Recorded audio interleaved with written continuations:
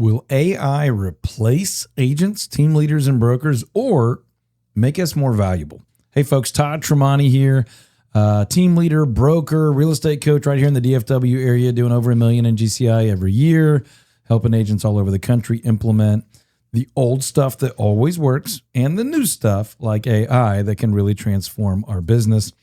And you are listening to Commissioned. On this episode, we're diving into AI tools that work. So I don't think AI is going to replace us. Maybe I'm going to be proven wrong eventually. I doubt it. But certainly in the interim, we are using it to build efficiency and create profitability and make a lot of things a lot easier. So I've got Ian Daniels with me here today, the team lead for our team here in DFW on the Todd Tramonte home selling team, and also a coach here with Real Estate Growth Systems, helping me coach and equip agents, team leaders, and brokers all over North America to go from the chaos and the grind of residential real estate to freedom and wealth and the excitement of having a really great business. So welcome, Ian. Hello. All right, as we dive in here, you feel free to add or polish, or we'll obviously get to some of the things that we're doing here. But just to get started, I do think there's a lot of fear in really the whole world, especially in America, especially in small business, that AI is going to replace all of us or some of us or a bunch of us.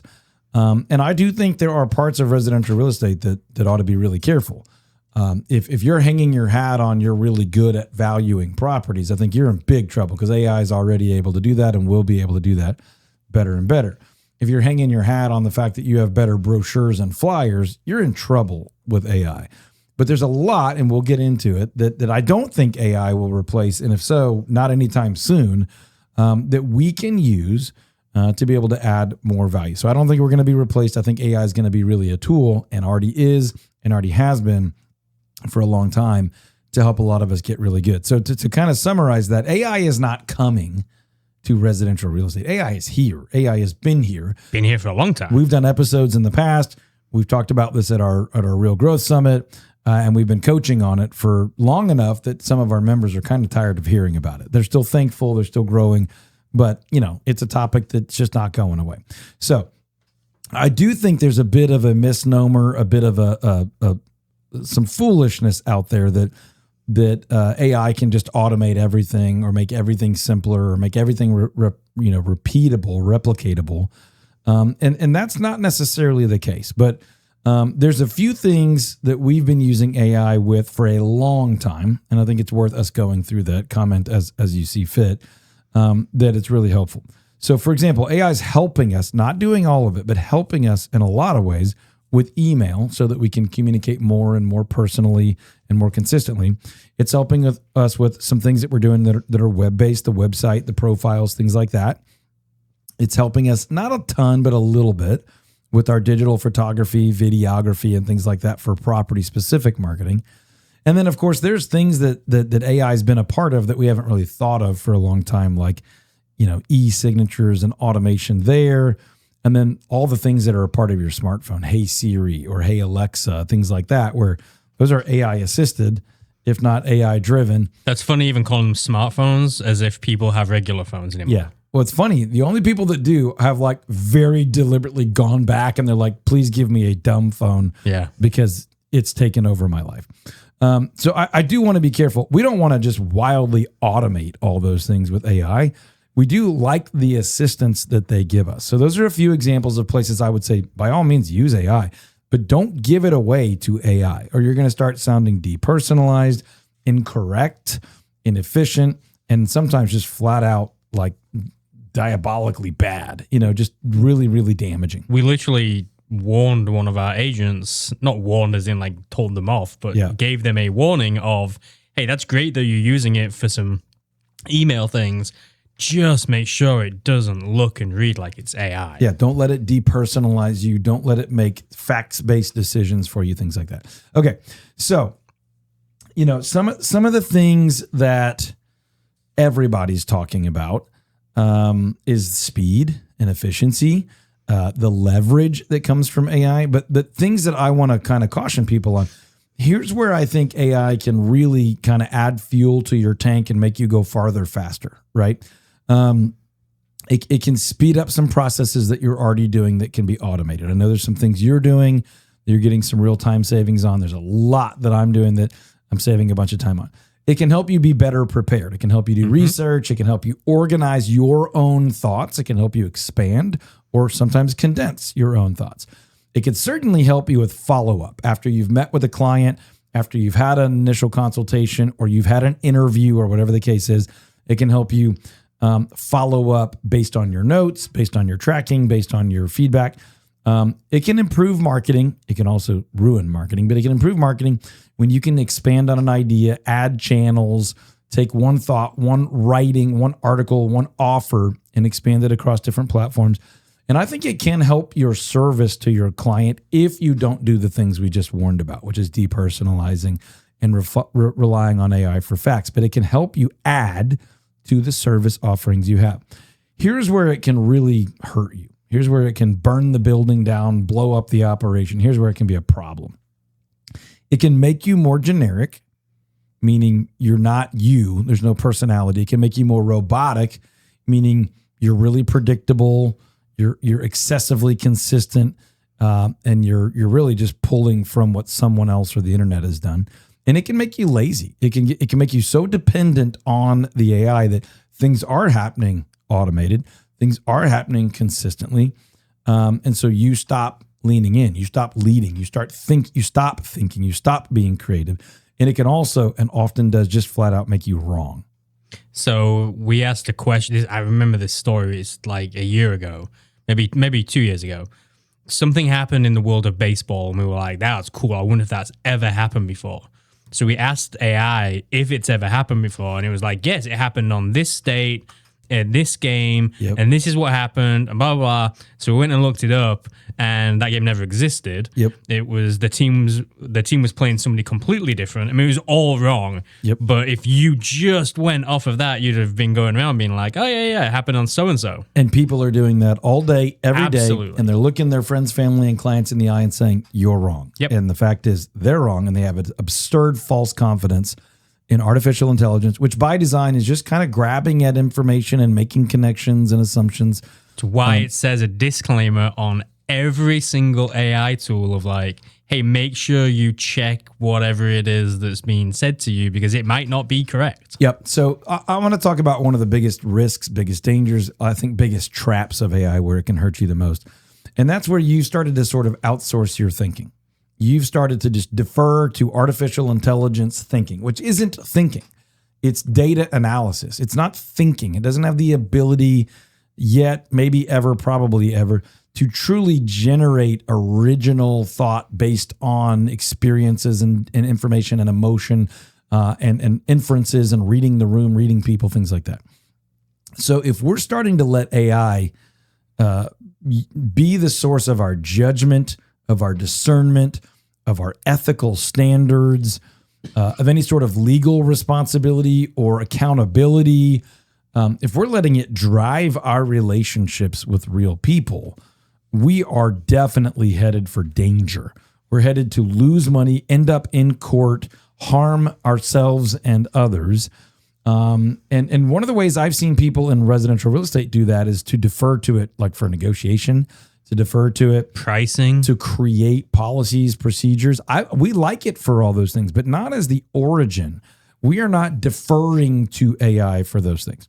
Well, what you also need to be aware of is that your clients are using AI for a number of different things too, including what's my house worth, what's this, what's normal in the market, how long should it take? They're using it for all sorts of things. We train our clients and our coaching clients as well as our team members to know, hey, if you don't realize your clients, your prospects, your leads are using AI, and if you don't know what they're seeing, then you're setting yourself up for failure, but you're also setting yourself up to potentially not lead them well and to harm them. Okay, so a couple other things really quickly where AI is good for like the high tech, high touch, cool technology interactions with clients and with our teams, right? So we like AI for preparation, right? What can I learn about the property, the area, the situation, maybe even the people? You have to be careful and verify that. We like it for organization. Hey, here's my thought. Turn this into an outline. Not like create an outline out of nowhere. Here's my article I wrote, make it an outline. Turn my notes into a training, things like that, right? So you're organizing your own thoughts. Certainly for speed, when it does that for me, it might do in 30 seconds what it would have taken me 20 minutes to slow down and carefully organize. Then I can refine it in 2 or 3 minutes. It's also really good for consistency. One of the things I think you're doing, Ian, is just consistently checking like on our agents. Do we have new contracts? Do we have new amendments? Do we have new pricing? You're using some Claude connections and email connections, even some Slack integrations to be able to check as many times per day as you want to be really, really consistent and really, really smooth instead of having to take time out, break away from other tasks and go do that. Yeah, I'm building it in Claude to where it will keep an eye on my email, and whenever it sees certain subject lines, it is able to pull the PDF, put it into a file for me, read the file, and then move it into some other places for me. Pull key data, yeah. So I'm still working on it, but once it's done, it's going to be great. Yeah, and some of that's already done for us. So this isn't like all experimental. So you want to use AI to prepare, to organize, to speed some things up, to be consistent. You don't want to use it to build trust. You need to do that. You need to build trust. You need to be bold, courageous, at times maybe a little bit direct, have the hard conversation. Your natural considerations, empathy, sympathy, things like that. You want to be the leader. You don't want AI to lead you. You want to lead it, lead your clients. You want to be the negotiator, the analyzer, and then you want to use your own trusted local expertise, experiences, knowledge, relationships, things like that. Nobody is hiring an agent to use AI for them. They're hiring an agent for local real estate expertise, and you need to make sure that you are that. So we're not going to have time to go and do like our entire tech stack on this episode, but if you'll stay till the end, I'll give you like the top 8 that I think pretty much all agents, team leaders, and brokers should use. But really quickly, Ian, let's just share some of what you and I and our team are using AI, simple AI tools for right now. I'll go first. The thing I use the most and like the most, the thing I like the most is a custom GPT inside ChatGPT, where I can create boundaries and barriers, give it instructions, provide it data, and then use it over and over and over again. So here's one that I think probably everybody should do. You should build one. Don't allow this custom GPT to go out and search the internet. Load all of your state or area promulgated real estate contracts, your sales contracts, your amendments, your disclosure forms, your required addenda and things like that. Load all that and nothing but that into a custom GPT. And then you and your team can interact with your required correct documents in a conversational way, right? So you could say, what's the paragraph with the line about exceptions? What's the best way to explain paragraph 13 to my buyers? What's the best way to include the following information in a contract? What's the most compliant way, right? So you're not letting it seek outside sources of information. It's only pulling from the actual required documentations. That's one way we're doing that. We have them to help us write property descriptions. We're not just asking bland AI to do that. We've trained a custom GPT with our hundreds, if not thousands of the descriptions we've written, of our vocabulary, of our phrasing, of rules. Don't ever do this. Always do that. And so you can do that for many, many, many different things. But that's my go-to, my preferred thing I get most excited about generally are those custom GPTs. What are some other things we're using? So I mentioned Claude already, and Claude is the one that I'm spending most of my time in. Yep. Things like market reports is really handy because you can train it to, as long as you give it access to like your desktop, which you need to run it on a laptop or a desktop. But it can log into things for you. It can pull the data. It will prepare emails for you. And you can train it to do it on a certain time every single day and week. And there's so many things you can do, but it's basically writing its own code and you're helping to guide it there. But I'm just touching like the tip of the iceberg. Yeah. I'm using regular ChatGPT chats for processing my thinking, clarifying my thinking, getting some answers, refining, organizing. I'm using Claude more for building things, coding, things like that.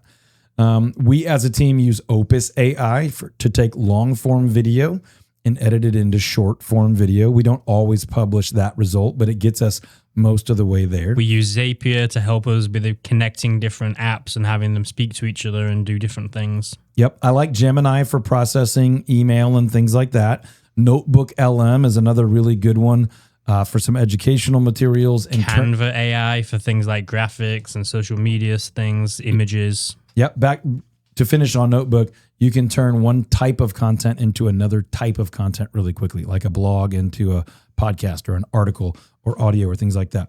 There's tons of other ones out there, but that's a bunch of what we're using. We're experimenting with ClickUp right now for project management, things like that. Descript is one for editing and corrections and speeding things up. We have some transcription services with AI that are very cheap and easy. 11 Labs is good for kind of replicating your voice and some things like that. Although we are not using that right now. I am the real Todd and he is the real Ian. So there's a bunch of different things you can do there.